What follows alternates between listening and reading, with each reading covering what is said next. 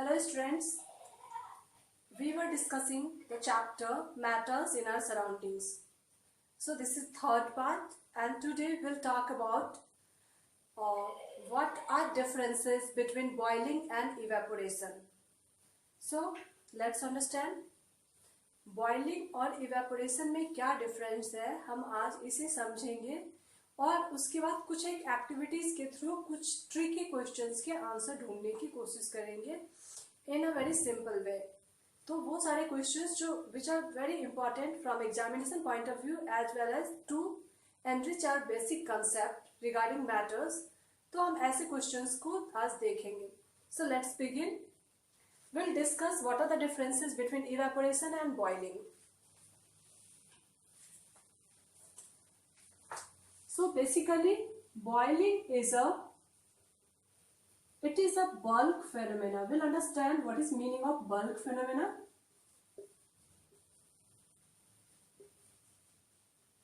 Okay. So what happens? Boiling is fixed, like if we talk about boiling point of water. We know boiling point of water is 100 degrees centigrade. So 100 degrees Celsius is boiling point for a water. Boiling is a bulk phenomena. The whole particles get heated. On providing heat, the whole particles get heated and there is increase in kinetic energy or average kinetic energy when we talk about boiling. So boiling के case में क्या हो रहा है? Average kinetic energy increase हो रही है. We'll understand what is average kinetic energy. So initially I told you boiling is a bulk phenomena, then increase in average kinetic energy. So first हम समझते हैं why it is a bulk phenomena. Boiling एक ऐसा process है जहां पे सारे के सारे पार्टिकल्स हमारे और जब तक कि वो 100 डिग्री सेल्सियस अटेन ना कर ले ये वेपर में कन्वर्ट होते रहते हैं और जब तक सारे पार्टिकल्स 100 डिग्री का टेम्परेचर अटेन ना कर ले we can't say that water is boiling. Okay, so it is essential for the whole particles to attain the temperature of 100 degrees Celsius. That's why it is a bulk phenomena. तो हम इसलिए इसे कहते हैं bulk phenomena. And there is increase in average kinetic energy. When we talk about boiling of a liquid, there is increase in average kinetic energy. So we'll understand what is average kinetic energy here. Here I am drawing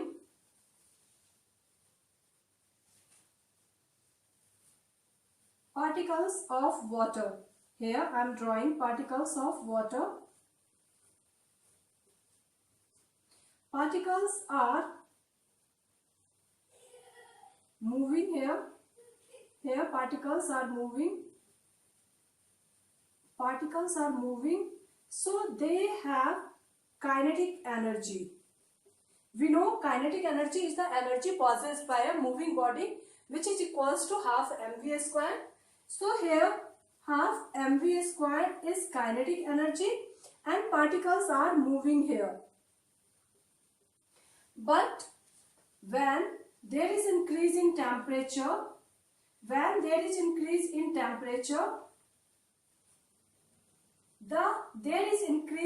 average kinetic energy of the particle. It means what? Initially the value of kinetic energy was something like if we consider it as kinetic energy before boiling and kinetic energy at the time of boiling. So there is increase or the value of kinetic energy at this time while boiling will be greater.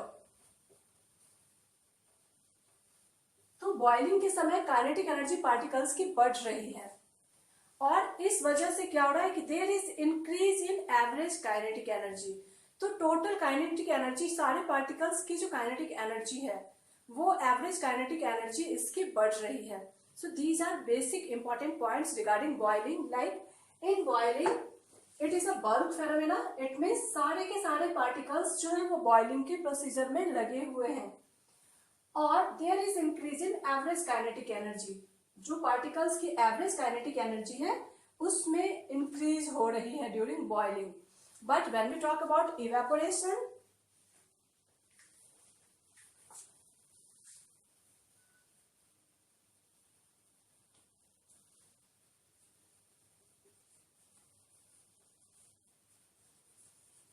in case of evaporation, what happens? It is a surface phenomena. It is not a bulk phenomena, but it is a surface phenomena. And average kinetic energy decreases. So decrease in average kinetic energy. We'll understand this. So हम यहाँ पर discuss करने वाले हैं vaporisation के process को. तो क्या होता है, जैसे ही मोर देन 273 केल्विन और 0 डिग्री सेल्सियस से ज्यादा की टेम्परेचर मिलती है, वो हीट एनर्जी यूटिलाइज होती है वाटर को वेपर में कन्वर्ट करने में. सो यहाँ पर वी कैन से दैट कि इवेपोरेशन के लिए कोई फिक्स टेम्परेचर नहीं है. It begins at any temperature. Evaporation हमारा किसी भी टेम्परेचर पे स्टार्ट हो सकता है. Evaporation is conversion of liquid into vapour. It is a surface phenomena. क्या हो रहा है कि ये हमारा कंटेनर है और हमने इसे हीट प्रोवाइड किया, तो यहाँ पे जो सरफेस पे जो टॉप लेयर है या अपर सरफेस है, यहाँ के वाटर जो है ये वेपर में कन्वर्ट हो रहे हैं. Although the temperature in between, यहाँ पर जो टेम्परेचर है ये वेरी कर रहा है यहाँ के टेम्परेचर से, और यहाँ के जो वाटर मॉलिक्यूल्स है it get converted into vapour. That's why it is a surface phenomena. As we increase the area, rate of evaporation increases. So एक सरफेस फेनोमेना है जो कि एरिया पर डिपेंड करता है. एरिया के बढ़ाते ही हमारा इवेपोरेशन का प्रोसेस बढ़ना शुरू हो जाता है. Then there is decrease in average kinetic energy. How it happens? It sounds थोड़ा सा अजीब लगता है ये सुनने में कि बॉइलिंग में एवरेज काइनेटिक एनर्जी बढ़ रही थी जबकि इवेपोरेशन में घट रही है. How it happens? So we understand. In case of evaporation, what happens there? There is increase in kinetic energy. Kinetic energy, particles are moving, they have initial kinetic energy, but on getting heated there is increase in kinetic energy. So kinetic energy बढ़ गई. Now the particles, due to higher kinetic energy, it moves to upper surface. तो particles जो है ऊपर के surface पे आ रही है, and जैसे ही ये ऊपर के surface पे पहुंच रही है, they escape from other molecules. और यहाँ से ये हायर काइनेटिक एनर्जी की वजह से मूव करके यहाँ से ऊपर की तरफ आई और फिर ये यहाँ से स्किप कर गई और ये पार्टिकल्स वेपर बन के निकल गए. सो हर बार क्या हो रहा है, वेपोराइजेशन के प्रोसेस में पार्टिकल्स स्किप कर रहे हैं अटेनिंग हायर काइनेटिक एनर्जी, और in this way the average kinetic energy decreases here. So these are the big differences.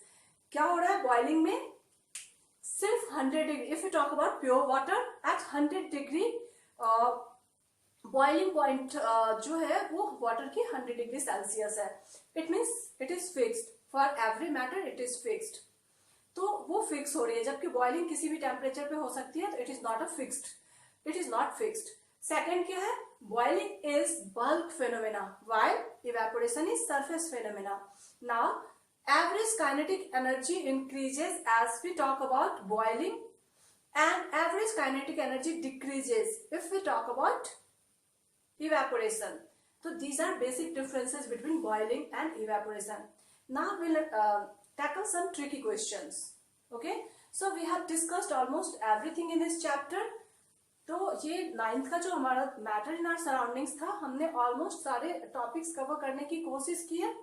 अब हम कुछ एक क्वेश्चंस को देखते हैं जो यूजुअली पूछे जाते हैं और जो बेसिक से क्वेश्चंस हैं. द फर्स्ट क्वेश्चन इज कि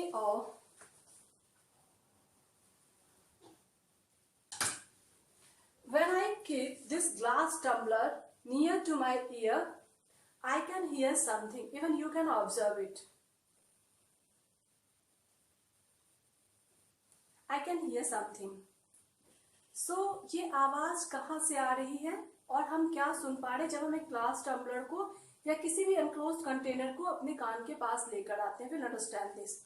As earlier I told you in my first PPT that we have to understand the molecular structure of gas.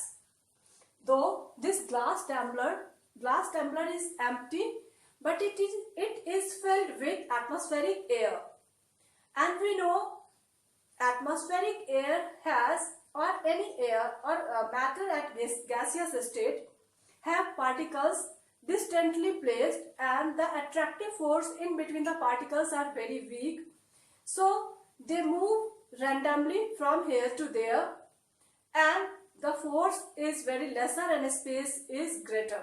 That's why the air particles strike to the wall of this tumbler, and due to this collision sound is created here.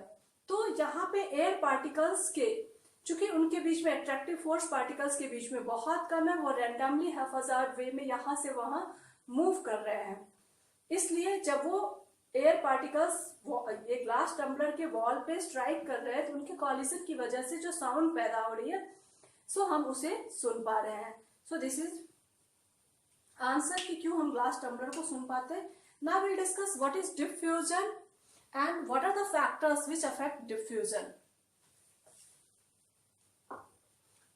So हमने पहले भी इसको discuss किया हुआ है कि diffusion क्या है.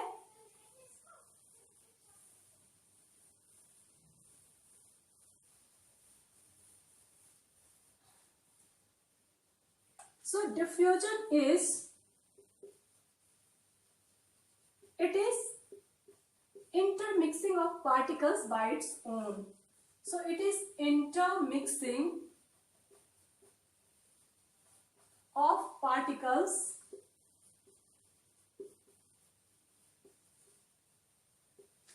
by its own.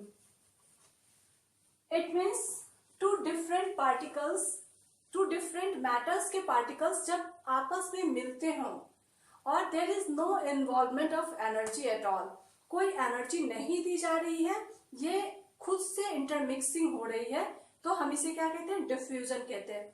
Now the question arise कि let's answer by doing an activity.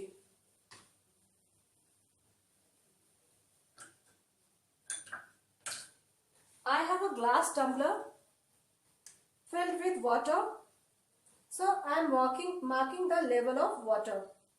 तो मैं पानी के लेवल को यहाँ पर मार्क कर रही हूँ.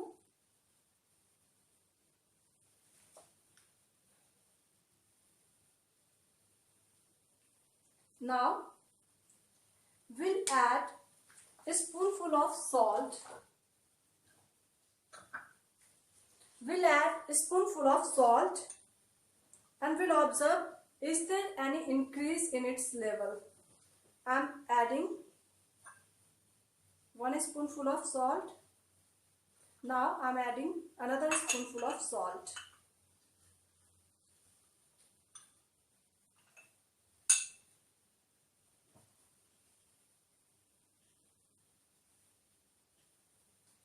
I am adding another spoonful of salt. And on stirring,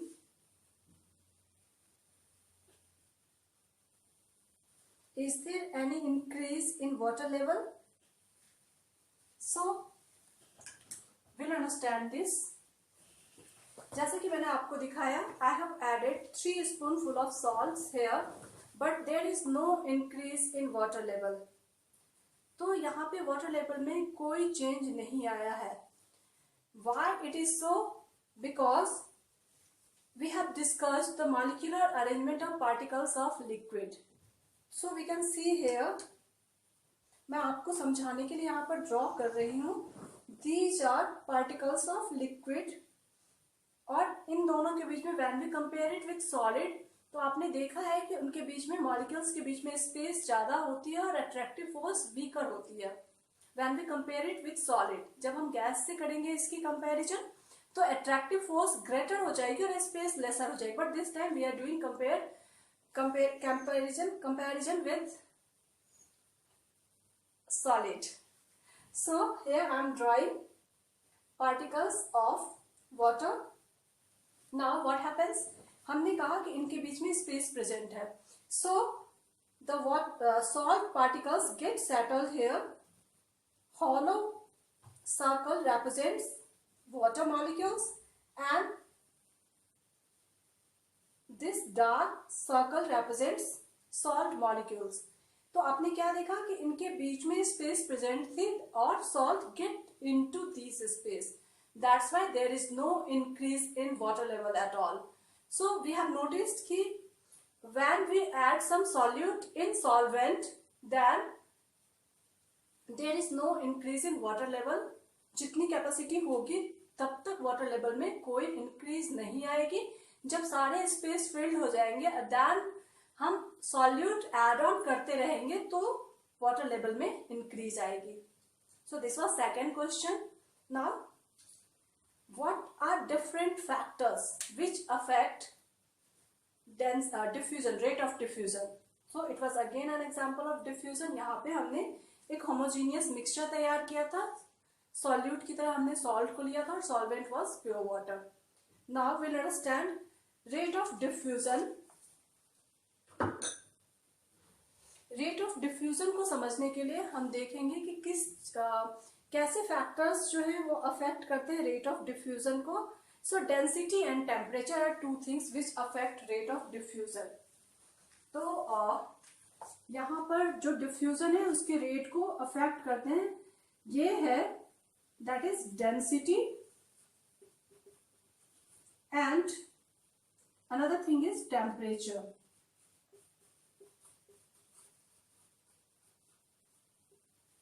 So we'll show you something. For the same I need honey bottle. Okay.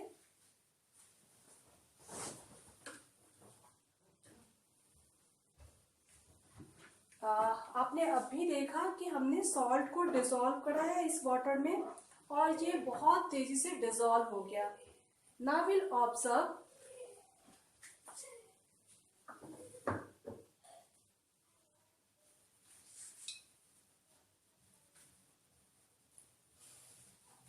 I have honey bottle. We know density of honey is greater.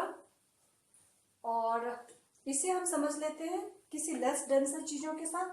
So here I am taking a spoonful of honey और मैं इसे dissolve कराने की कोशिश करूंगी and will see कि what happens. क्या ये डेंसिटी इसकी हायर है तब भी ये तेजी से मिक्स हो रहा है या नहीं.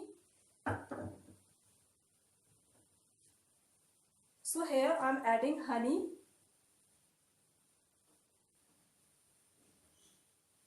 Okay, you can see.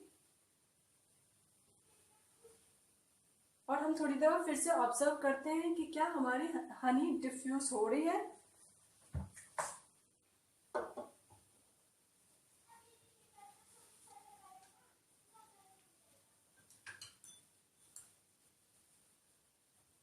Here I am taking color which is less denser. तो हम यहाँ देख लेते हैं कि क्या यहाँ पर डेंसिटी का, चूंकि ये लेस डेंस है,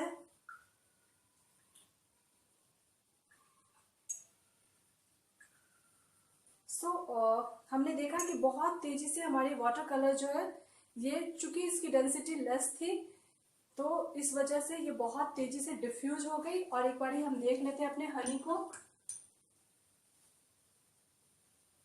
वी कैन सी कि हनी हमारी बहुत डिफ्यूज नहीं हुई है. ये कॉन्सेंट्रेटेड है एक जगह पे, जबकि हमने कलर को लिया था जिसकी डेंसिटी लेसर थी. It means if density is lesser rate of diffusion will be greater. We can observe this. यहाँ पर डेंसिटी ज्यादा है तो डिफ्यूजन बहुत स्लो है, विल टेक मोर टाइम. और यहाँ पर डेंसिटी कम थी, the colour was little watery, तो ये बहुत तेजी से मिक्स हो गई.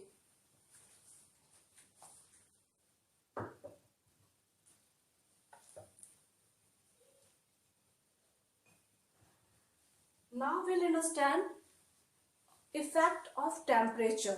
Effect of temperature on diffusion. So I need another tumbler.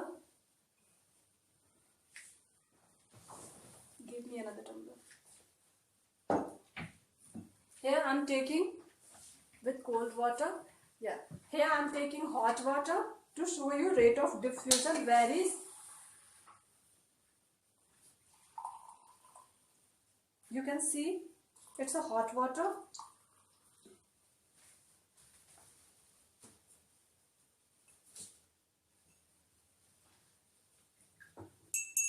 And in this glass I have cold water.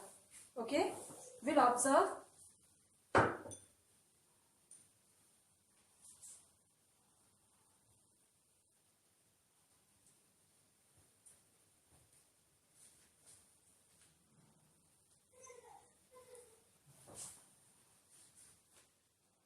I'm trying to do so since virus has slowed down the whole world and we don't have option. I'm at home, so मैं कोशिश कर रही हूँ कि हमारे घर में जो चीज़ें अवेलेबल है उससे टॉपिक को थोड़ा सा क्लियर किया जाए. तो मैं चाहती हूँ कि हम घर की चीज़ों को यूज करके और बेटर वे में समझें.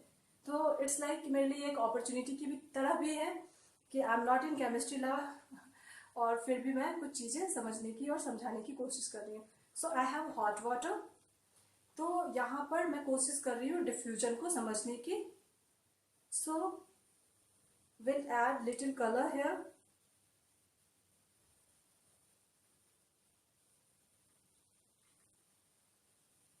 और ये देखिए ये डिफ्यूजन है हमारा यहाँ पर, ये हॉट वाटर में.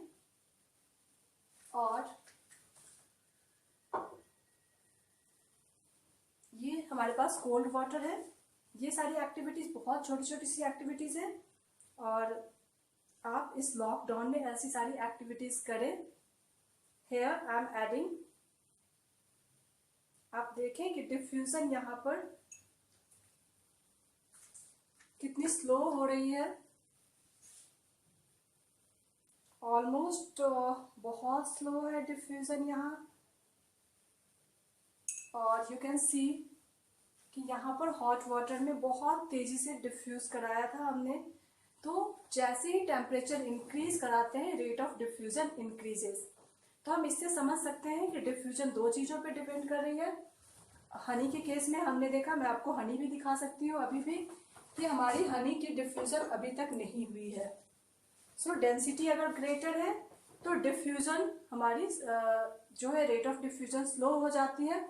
हमने देखा था दूसरे में कि यहाँ पे बहुत तेजी से डिफ्यूज हो गया जबकि हमारी हनी एज इट इज पड़ी हुई है क्योंकि इसकी डेंसिटी बहुत ग्रेटर थी और ये इसकी डेंसिटी बहुत कम थी. वाटरी कलर था हमारा. That's why. नाउ हमने यहाँ पर देखा कि हमारे पास ये हॉट वाटर था और ये कोल्ड वाटर था. यहाँ भी हमने देखा कि बहुत तेजी से डिफ्यूजन हो पाया और यहाँ कोल्ड वाटर में डिफ्यूजन की रेट स्लो हो गई.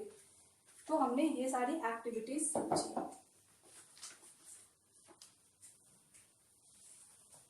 So that's all about. अभी एक चीज और मैं थोड़ा सा समझाना चाह रही थी कि a matter is collection of numerous tiny particles. मैंने बहुत सारे ग्लास टम्बलर यूज कर लिए हैं और I am in need of another glass tumbler. So will show you something. तो मुझे थोड़े से और ग्लास टम्बलर चाहिए. और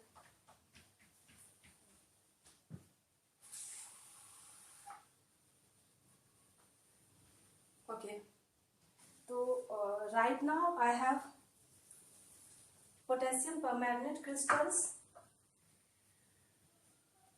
तो मैं आपको थोड़े से पोटेशियम परमैंगनेट के क्रिस्टल्स को दिखाना चाहती हूँ. And I want even some more tumbler.